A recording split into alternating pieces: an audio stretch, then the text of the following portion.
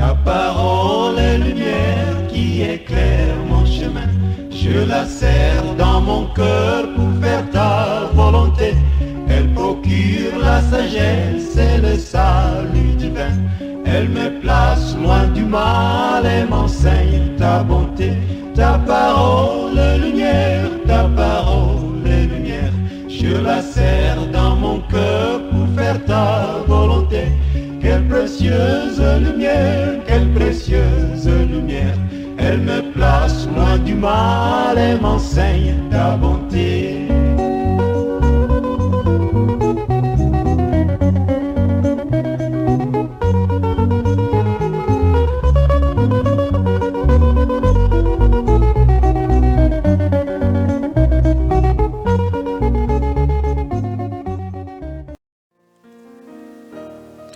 Bien-aimés dans le Seigneur, bonjour et bienvenue dans votre émission « Et si on déclarait ensemble ?»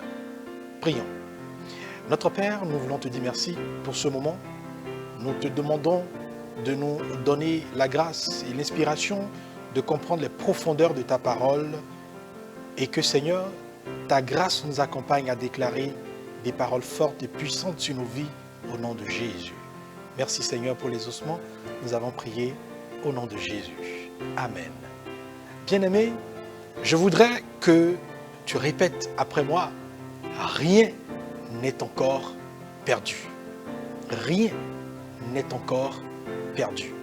Et oui, rien n'est encore perdu pour toi, comme cela a été pour cette femme dans la Bible, cette veuve de la ville de Naïn dans la Bible. Je voudrais vous conduire à travers le récit de cette femme pour que le Seigneur t'amène à toucher du doigt que rien n'est encore perdu pour toi. Luc, le chapitre 7,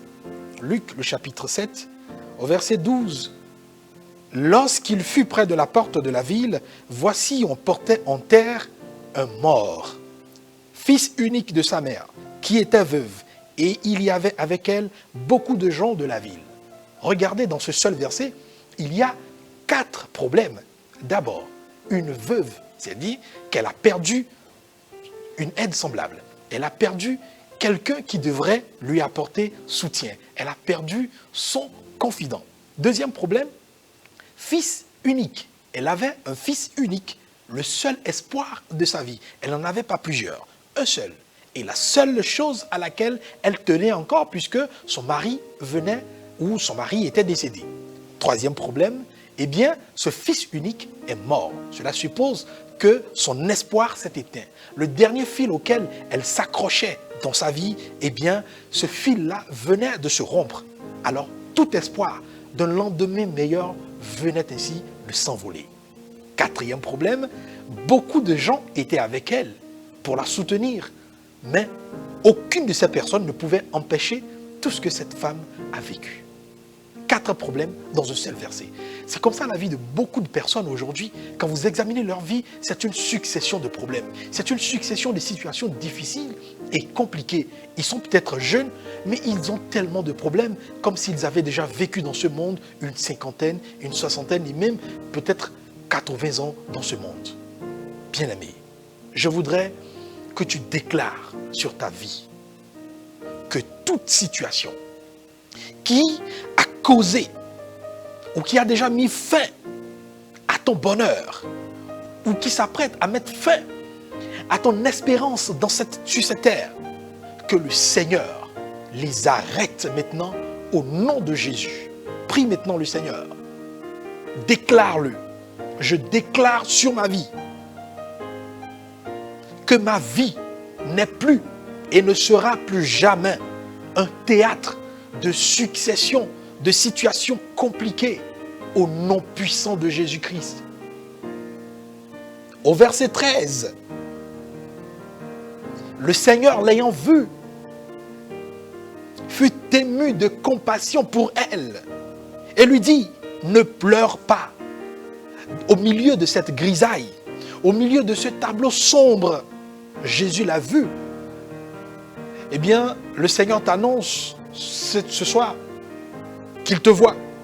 Il te voit aussi, alors cesse de penser qu'il t'a abandonné, cesse de penser que tu es seul au monde.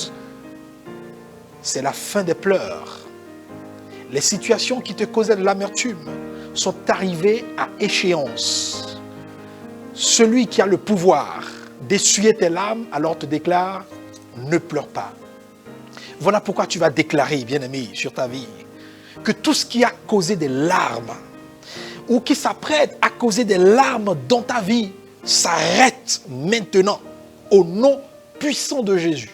Prie ainsi, que toute amertume de ma vie sèche en ce moment, maintenant, au nom puissant de Jésus. Déclare-le sur ta vie. Au verset 14, il s'approcha et toucha le cercueil. Amen. Ceux qui le portaient s'arrêtèrent.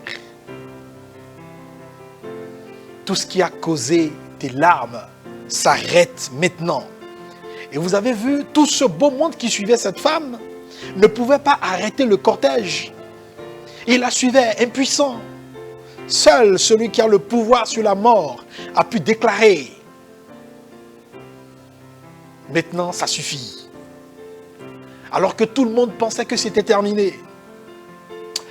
Tu vas déclarer sur ta vie, bien-aimé, Seigneur, j'arrête tout cortège funèbre programmé contre ma vie. En cette période de fin d'année, en cette période par excellence où le diable sévit, j'arrête tout cortège funèbre programmé contre ma vie au nom puissant de Jésus-Christ.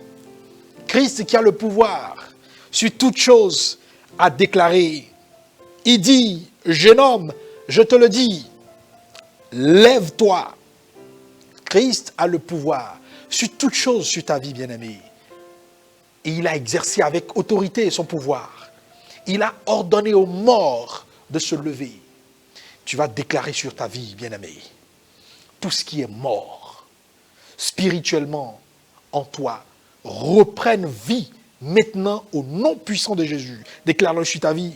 Tout ce qui est mort en moi, tout ce qui n'a plus de vie en moi, tout ce qui n'est plus vivant en moi, reprenne vie maintenant au nom puissant de Jésus. Tout ossement desséché reprenne vie maintenant au nom puissant de Jésus. Déclare-le sur ta vie. Tout ce qui est mort, tout ce qui est desséché, tout ce qui n'a plus de vie, tout ce qui n'a plus d'espoir, où tu te demandes, que ferai-je? Y a-t-il encore une solution? Tu vas déclarer sur ta vie que tout ce qui est mort, desséché, reprenne vie à l'instant au nom puissant de Jésus.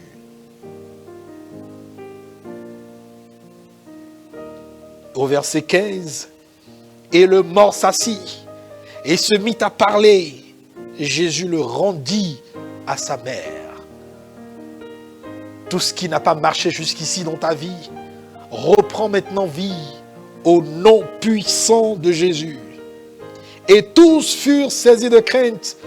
Au verset 16, et ils glorifiaient Dieu, disant, un grand prophète apparut parmi nous, et Dieu a visité son peuple.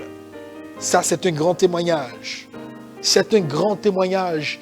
Tu vas dire, Seigneur, mets un témoignage dans ma bouche. Un témoignage puissant au nom de Jésus.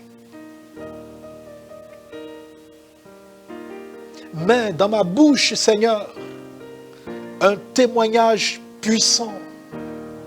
Les choses que tu feras dans ma vie, que le monde apprendra et qui louera, glorifiera ton nom, fais-le pour moi maintenant au nom puissant de Jésus. Déclare-le sur ta vie pour que tout ce qui est mort, tout espoir perdu, reprenne maintenant vie. Que ton espoir qui s'était éteint reprend maintenant et que tout fleurisse à nouveau sur ta vie au nom de Jésus. Et cette parole sur Jésus se répandit dans toute la Judée et dans tout le pays d'alentour. Tu vas déclarer, Seigneur, ce que tu feras dans ma vie, la vie que tu apporteras, la lumière que tu apporteras, l'espoir que tu redonneras à ma vie, glorifiera ton nom, fera éclater ta gloire maintenant dans ma communauté, dans mon service, dans ma famille, et toute la gloire te sera rendue au nom puissant de Jésus. Bien-aimé, tes déclarations ne doivent pas s'arrêter maintenant. Tu continueras par déclarer. Et surtout, rappelle-toi que rien n'est encore perdu.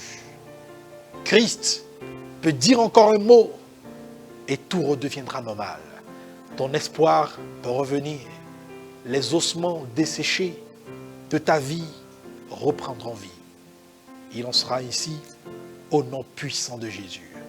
Seigneur, je veux prier pour un bien-aimé, pour une bien-aimée, que tout ossement desséché reprenne vie, que tu redonnes encore espoir à ton peuple, redonne encore espoir à tes enfants qui en ont déjà perdu, révèle-leur que tu détiens le dernier mot sur leur vie et que ta gloire luise et éclate davantage sur leur vie au nom puissant de Jésus.